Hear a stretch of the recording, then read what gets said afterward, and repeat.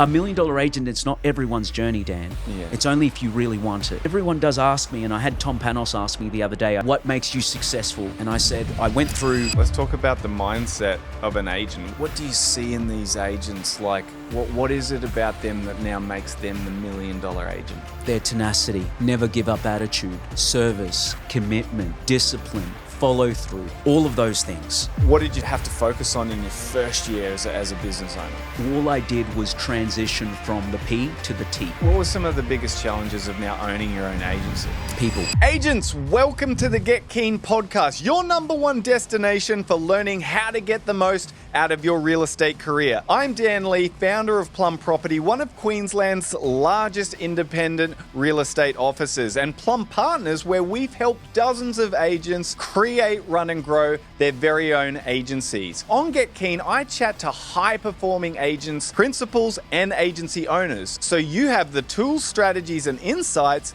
to grow your business and live the best life for yourself and your family. Now let's get keen. All right, welcome back to Get Keen, baby. Oh my God, we are so lucky to have this living legend sitting across from me. I can't believe he had the time to come on my wee podcast, although we are number 38 in entrepreneurship this week. Bing, bing. Woo. Yeah, shoot the gun. But I have with us today someone truly remarkable, right? This is a guy who's achieved sales in excess of 140 transactions a year with a very high average sale price, well above $1 million. He was the number one agent at Place Estate Agents, a very established company with amazing talent. Recently, he was the REIQ Salesperson of the Year in 2023. Mate, this guy's got more awards than he's had hot lunches. We're talking about Mr. Will Torres. Thanks for joining us, buddy. Give us a fist bump. Absolutely. We're close enough to play footsie Yeah, soon. I know. We were talking about that earlier. Oh, that's nice. That's why I got you in here. Leather on leather. Oof, very sexy. God.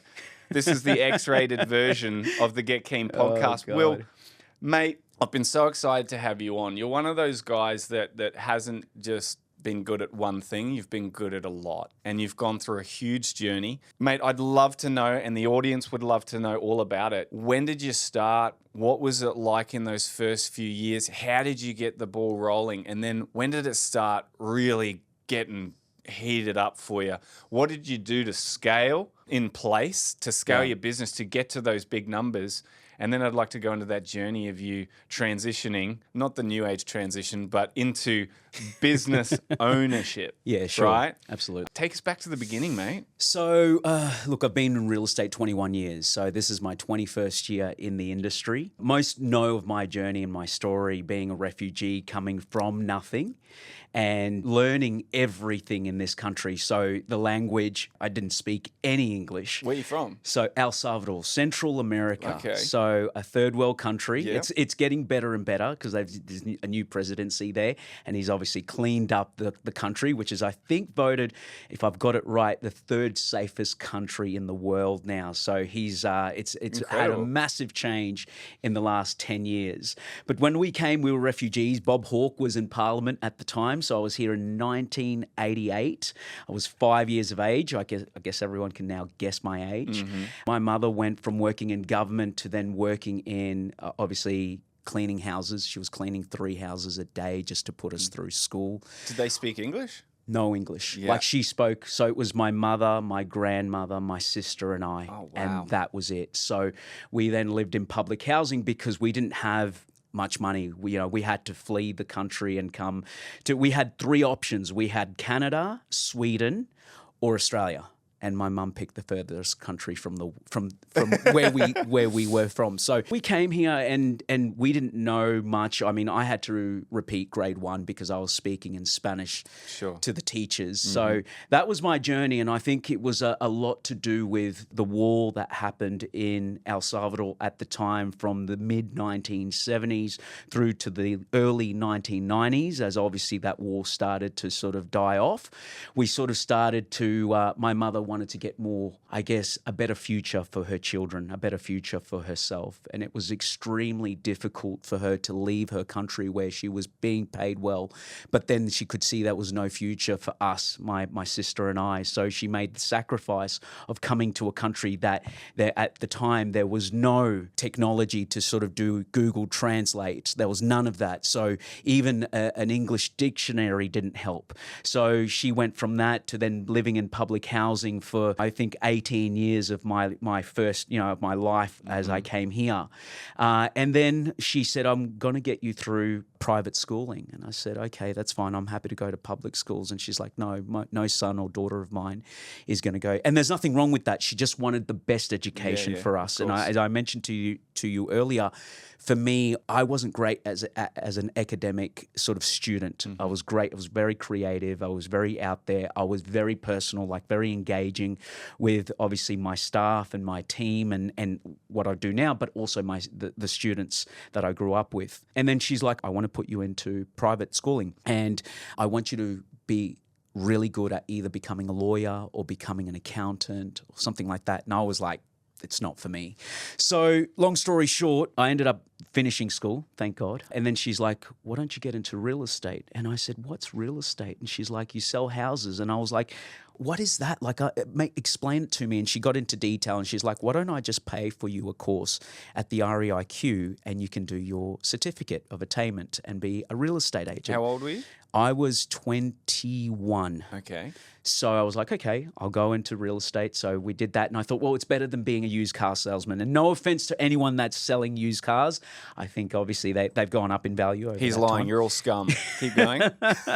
So, and then I was like, okay, I'm going to do that. So went into that role. And then from there, I remember walking into my first job interview, Dan.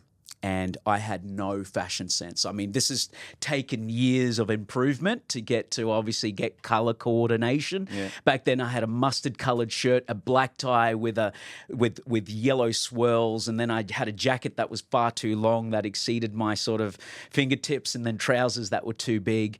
And I remember walking into an agency and just pitching and, whatever I needed to do, I did. And then I walked out and I put a little prayer out to the universe and I was like, please just give me this opportunity. And even the boss said to me, can you drive? Do you have a driver's license? And I lied, as we all do when we go for our first job interview when you're in your early 20s and you really want that job. And I got my first job in real estate over in Stones Corner. And I remember taking public transport for about 9 months of my career. My boss would say, and he didn't know that I didn't have a car, and he'd say, I need you to go open up this property half an hour before I get there because I'm coming from another appointment. Can you do it? Absolutely. I left an hour before, got on public transport, walked 10, 15 minutes to get to the house, open up, turn all the lights. And mate, the problem was I didn't have any deodorant. So, I had the boss always coming in going, mate, you've got really bad BO. And he knew that at the time I couldn't afford any because he knew my background and he gave me a shot. So he would buy me cans of deodorant so I could spray myself before buyers or any clients would get to the property. So that was that's a little bit of my journey opening up and look, answering your question about my journey and how I started, why I wanted this is because I had the fear of never wanting to go back. That was the biggest thing for me, Dan, is I didn't want to go back to what was. I could see the opportunities by the influences of my boss, the influences of other people in the industry. I watched and I analyzed a lot of people in this business, and I found out very quickly that it's not rocket science. And we all say that, but I don't think people know. Everyone goes and they go, I know. No, you don't know because you don't do. So for me, I was like, what do I need to do to become a successful agent? And I figured out very quickly that I needed to master 3 things really well.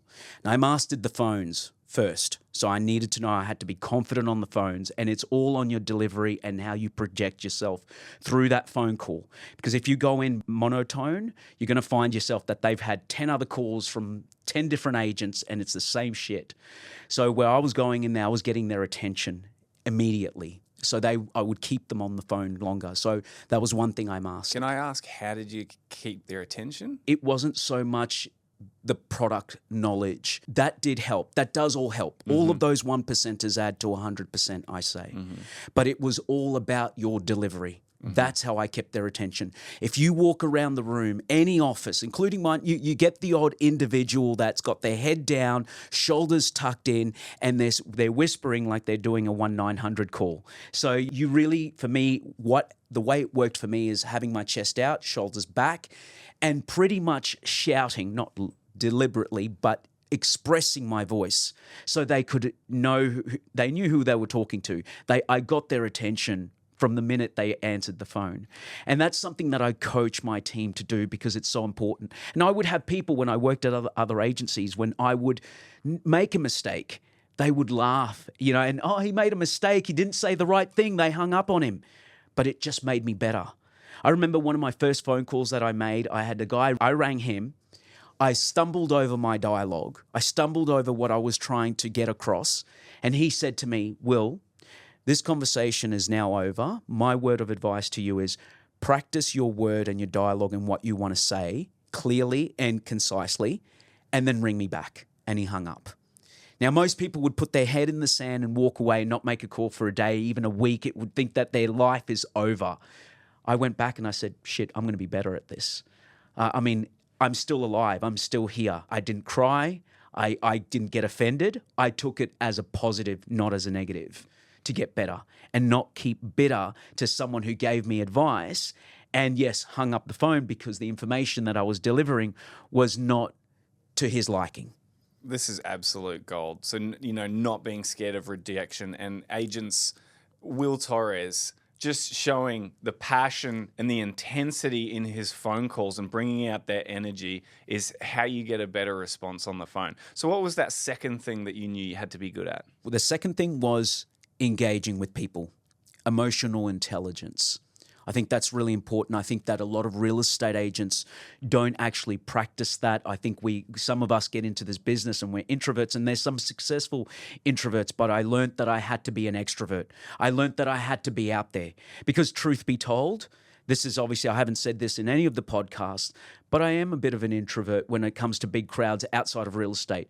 This is like my Superman or Batman outfit when I put it on. I'm a different person. When I'm at home, I'm a bit of a dag, and that's the truth. Like, I've got my shorts, my board shorts, a singlet on, no shoes, and that's how I like to be behind closed doors. So for me, it was emotional intelligence. That was what was important for me. I really wanted to engage and be an extrovert, be out there. So I needed to master that, Dan. I was great on the phones, then I needed to be great in front of people. So they could feel the confidence and go, okay, this guy's got confidence, I want to use him. And we know that in this business, you can have great product knowledge, but if you don't deliver it with confidence, they'll go with someone else that does have that confidence. 100%. Like Tom Panos says, when you're in this business, you're in show business. Absolutely. You've got to come with energy. You've got to come with confidence. People are drawn to working with people like that. Mate, there's what's the saying? Gav says it really well, Gav Rubenstein. Energy is your currency. And I've kept that for such a long time. I knew that, but I never heard it until I heard Gav say it. Yeah. And I thought, wow, this is something that I really want to portray. Like, when I'm out there, that's my currency. I'm not saying monetary, financially. It's just what I want to give to people and how I want to help them be better. Yeah. And achieve more. High energy brings people up too. Correct. Most people, they're busy, they're having a bad day, there's so much going on. If you talk to them monotone or low energy, they're going to respond accordingly. If you bring people up with your conversations, they're going to respond accordingly, and it's going to bring them up, and you're going to get a better response. So what was the last thing that you needed to get really good at? The third thing? I went out and letterbox dropped. Letterbox dropped. Everyone talks about, I'm letterbox drop. You got to be a master at that. I'm surprised that was the master. Mate, that was because I was flooding my market weekly. So tell us, you get some people in this business that don't have the finances or the resources to invest in dropping in their area. So they go out and do it, and they do 123 Smith Street one week, but they don't go back to it until a month later. You're not a master. You're not a master at that. You're not a master at it. No, right? You're not.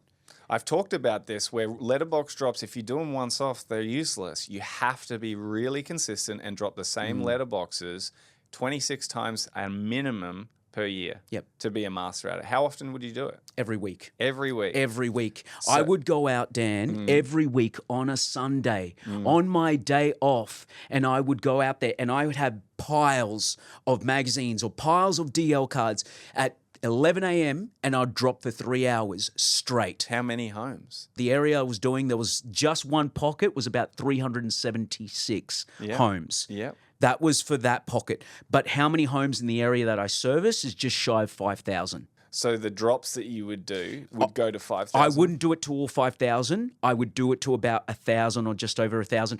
And I would just drop consistently weekly. Yeah, so weekly. every Sunday or Saturday afternoon. Some agents on a Saturday, what do? When they're not busy at open homes? Oh, going to the coast for the afternoon. You know, oh, I'll go to the office, but I won't make calls. Get out there. If you don't want to make calls and you want to be a successful agent, you may not want to be $1 million agent, but even if you want to be a $500,000 agent, let your marketplace know who you are by getting out there every single week. Absolute gold. Mate, you achieve so much success under Place, the established brand. What then motivated you to take that next leap to go and open what is now the established Torres property? Because people told me I'd be crazy if I did it. So I wanted that challenge. Did you think you'd be crazy if you didn't? I always knew I was going to do something. It was either going to be with a brand or I was going to do it myself. I didn't know how to start. I just started. But when I created that brand, that T logo that you see now around Brisbane, I thought, this is it. This is it. Game over. How did you start? Like, what did you focus on? So you're obviously doing, what sort of numbers were you doing at Place at the time? So it was either first or second, and always like second to first and second in regards to the rankings in the organisation of Place. So it's a really good time to go and take that leap of faith because you had massive market share within a particular area. You can't really fail at that stage. No. You just keep doing what you're doing. Correct. Hey guys, just quickly, if you're loving this content and you're a real estate agent that's already thinking what it might be like to have your own real estate business and brand, then check out the show notes. There'll be a link to our Plum Partners website where you can leave an inquiry and me or one of my team members will reach out. We help agents to create, run, and grow their own real estate business and brand so they can earn more and set up a better future for themselves. So get keen, get in touch. Now let's get back to the episode. What did you have to focus on in your first year as a business owner? All I did was transition from the P to the T. That's all I did. What I mean by that is I kept doing the same thing I did for the past 8 years at my previous agency. All I did was change locations or change offices. What I mean locations, I was actually still in the same suburb, but change an office space and change colors and change name. I still did what I needed to do. Dan, with me, what I did was I knew that this was not going to fail. I would stay back to 1 a.m. and I made myself that promise. If I have to stay back to 1 a.m. and work and then be up at 6 and work again, I'm going to do it. I made that commitment to myself. So there was really no difference that changed for me. If anything, it only put fuel into that fire to burn that even bigger. That my desire for growth. That's so huge. I mean, I can feel the passion and the desire for success in you. Yeah. You know what I mean? Like it's inbred in you, and that's what it takes to be super successful. Is just that relentlessness. This is not going to fail. I will do whatever it takes. I think we need to, anyone who's an entrepreneur, anyone who's in sales, and we're all in sales. Even if you're not in sales, you're still in sales. You're still selling yourself to someone or somebody or something. And I say you got to go out looking for the opportunity. Because if you don't go looking for the opportunity may hit you right in the face and then someone else may take it from you. That's very true. And we have so many opportunities in this business, and a lot of people just don't go for it because they self-doubt themselves. And a lot of this business is literally mindset. Let's talk about that. Let's talk about the mindset of an agent. What do you think makes, because you've got some great agents in your office now. I mean, do. It started as just you. 8 years ago, was it? No, 6. 6 years. 6 and a half. It's only been six and a half years. Coming to 7. This is a company, guys, that's now doing 400, deals a year. You've got about, how many staff? 50 40. staff? 40 staff. Got some great agents on the team. Who are some of your top ones? I've got Amir Shamsi. Yes. Going to be $1 million agent. Lee Tao, $1 million agent. Yeah. Damien Cochran, $1 million agent. And obviously, they're all graduates of your style of sales. What do you see in these agents? Like, what is it about them that now makes them the $1 million agent? Their tenacity, never give up attitude, service, commitment, discipline, follow through, all of those things. What time are these guys at the office? They're in at 8, Yeah. 8:30, but sometimes they don't leave till 6, 7 when they're closing deals. All these other agents that I have that I haven't obviously name dropped, there's so many that are coming up the ranks at Taurus at the moment, and I'm so excited to see them sort of flourish and become those $1 million agents that they want to become. A $1 million agent, it's not everyone's journey, Dan. Yeah. It's only if you really want it. So I support if you're a $300,000 agent or a $600,000 agent. And everyone does ask me, and I had Tom Panos ask me the other day, I did a seminar for him. Like, it's a small, intimate seminar that I did for him for his real estate gym. And they said, so, Will, what makes you successful? And I said, I went through a list of things through a PowerPoint presentation. And I said, honestly, I can scrap this and this seminar would be over in about 1 minute. And I'll tell you what I do. Get on the phone, make 100 calls a day, and you'll get appointments. And if you have great delivery and great market knowledge, you're going to get indoors. I've got 2 guys that have just joined me right now. They've got no experience, like I'm talking no real estate experience, but they've got the right attitude. They've booked for me this week, just this week alone, 6 appointments because of the way they deliver themselves and the way they attack, I guess, the process, so to speak. And that's what's important. It's going to attack for that process. Most people wait for that process to come to them, and it never does. It never does. This is a game. This industry is not going to feel sorry for you. No. It's not going to give you opportunities if you don't earn them. No. It's not going to fall in your lap. No. Unless daddy owns the agency and's feeding you the rent roll. That's about the only agent you ever see that doesn't have to put in much effort. So if that's not you, it's not going to fall in your lap. No. You have to be so hungry. You have to work for it every day. Absolutely. Like, to give you an idea, if we talk about sort of systems and processes, right? Your systems and processes, and I've worked this out, is your EA, your PA, your administration team that need to follow that through, your operations manager. What do we do as salespeople? List, sell, negotiate. That's what we're good at, not systems and processes. That's why we've got a team that work around that. And if you don't, if you're new to the business, you need to accompany or align yourself with someone that is doing the list, sell, negotiate if you want to be an agent. And then you've got obviously the admin staff, or the support staff, I should call it, that do those systems and processes. But what's important is to have a checklist in front of you. That's what I've got for these guys. What are your KPIs? What are you going to achieve? Their KPIs is 100 calls a day. No, they do not leave that office unless 100 calls are done. 2, 3 hours of door knocks a day. They don't come back to the office until 3 hours of door knocking is done, and they get checked through Strava maps.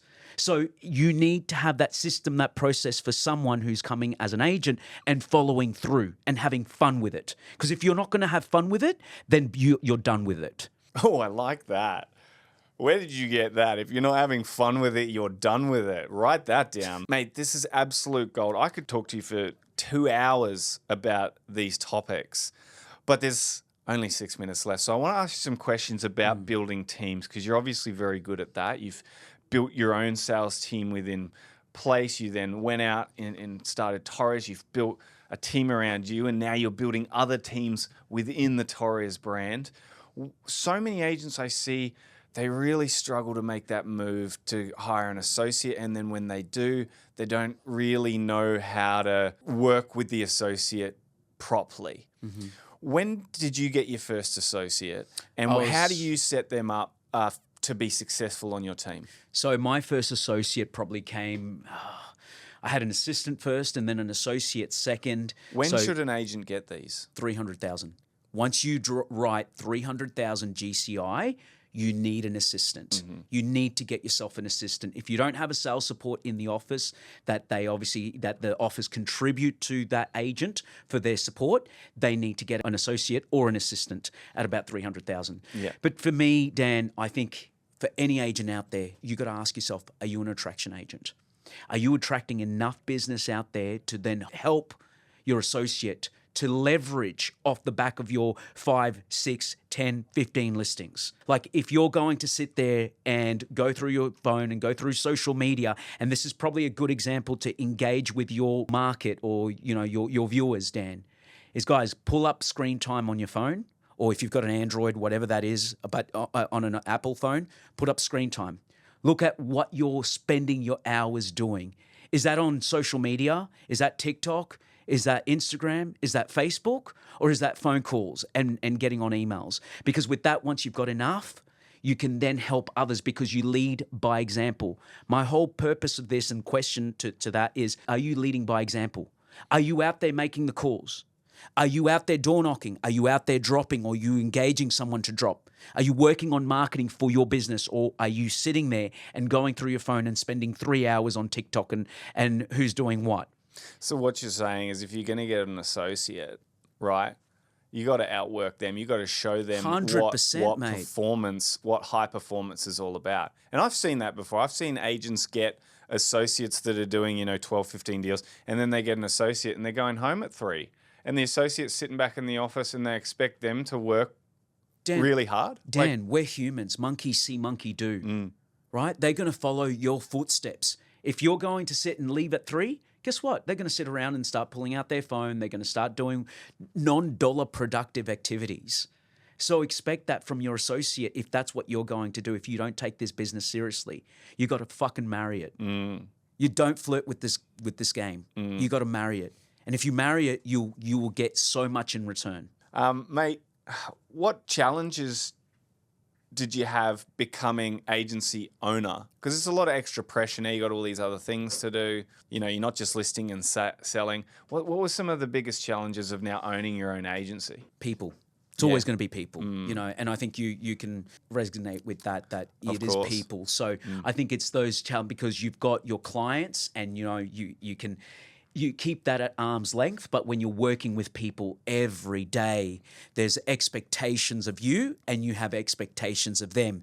And if those expectations aren't met, then, things can sort of, you can clash a little. So I think that's been my biggest challenge. It hasn't been so much the growth because I've enjoyed the journey. I mean, some people can scale it to 50 and 100, but we want 40 and 50 and 60 of the best, the ones that have the attitude.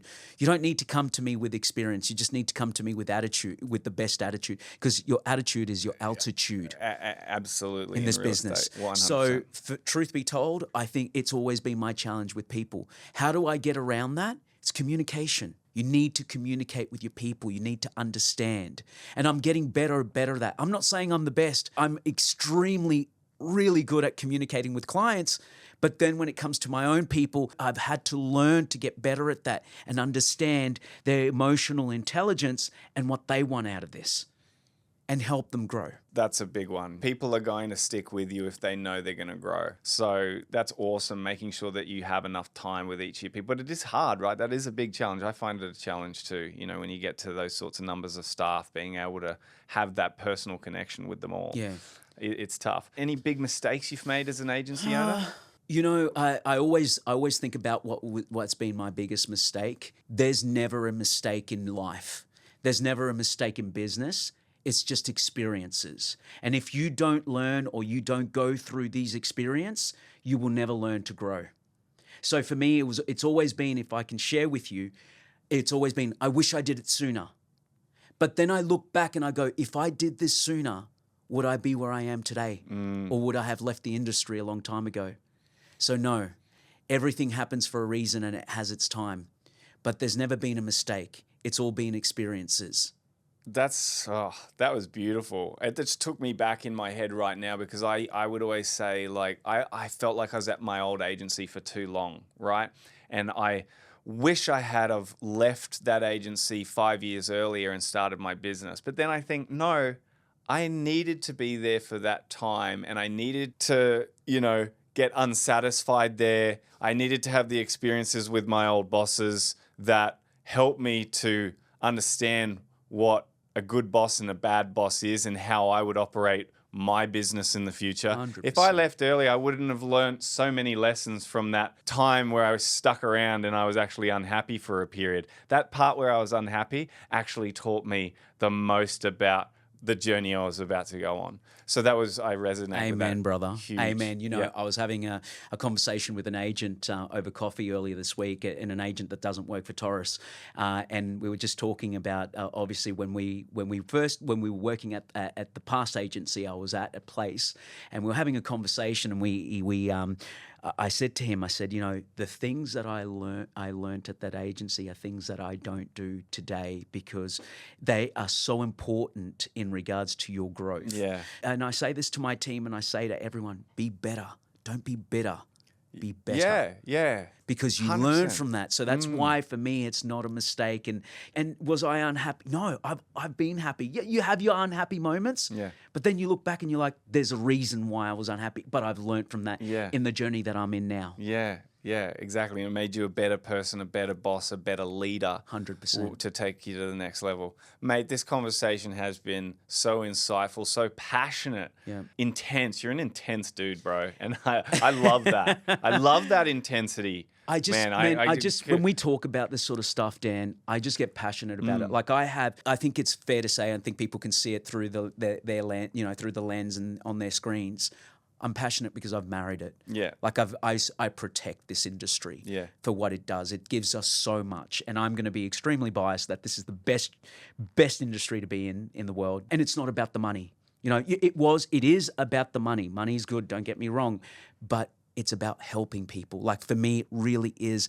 You know what I love about this business? Still doing negotiations and blowing someone's socks off when you've got them a price that they didn't think they would achieve, and they're just crying on the phone. They're going, "Shit, you did what?" You know, and you just go, "My God, that feels so good." I mean, there's still contingencies to that contract, and you don't know if it's going to go through or not with that buyer. But just those moments, I will always keep with me forever, you know, and that's what I love about this business, and that's what this has given me. Those are the two best feelings are that call where they say, Will, we've decided we want to sell our house with you. 100%. Yes. I Yes. love that feeling of getting a listing. Yeah. And then even better when it sells and you've done a really good job and you've made them so happy. 100%. I mean, it doesn't always happen like Yeah. that, but when it does, that's the high in real estate. And this is the thing, like this is just to give you an idea of how much I'm passionate, and that's why, you know, I'm putting everything out there. I wear my heart on my sleeve with this business. Like I even have anxiety. Like it's hard to believe someone that's been doing it for 21 years when results don't come your way, and I'm happy to share that. Like I start questioning not myself, but what am I? Is it me, or is it the process, or is it the property, or is it the market? You know, all of these things. For me, I look at that and I think, how can I be better? So I am always looking to improve, and I think everyone should be, because every day is a new day, and it means that you can always keep changing, because what doesn't challenge you doesn't change you. Oh, God. Oh, mate, this has been emotional. That's just a little extra for the people listening. Will Torres, this guy is an inspiring dude. He is full of knowledge. He has an awesome story, rising from poor childhood, refugee from Central America to now being one of the most leading and successful agency owners in Brisbane in Australia. Amazing chat, man. I loved all of that. Thank you so much for sharing your journey and your stories and your wisdom with us today on Get Keen. Pleasure. Look forward to having you back for another chat sometime. I hope your viewers get something out of it, man. They absolutely will. Cheers, brother. Thanks, man. Thank you for tuning into the Get Keen podcast. If today's episode inspired you, please show your support with a 5-star review on Apple Podcasts and Spotify. And make sure you subscribe on your favorite platform too. Don't stop there. Join our community of forward thinkers by connecting with me on social media at Dan_Lee_Plum. I'm looking forward to exploring more strategies and insights with you on your journey to the top. Until next time, keep getting keen.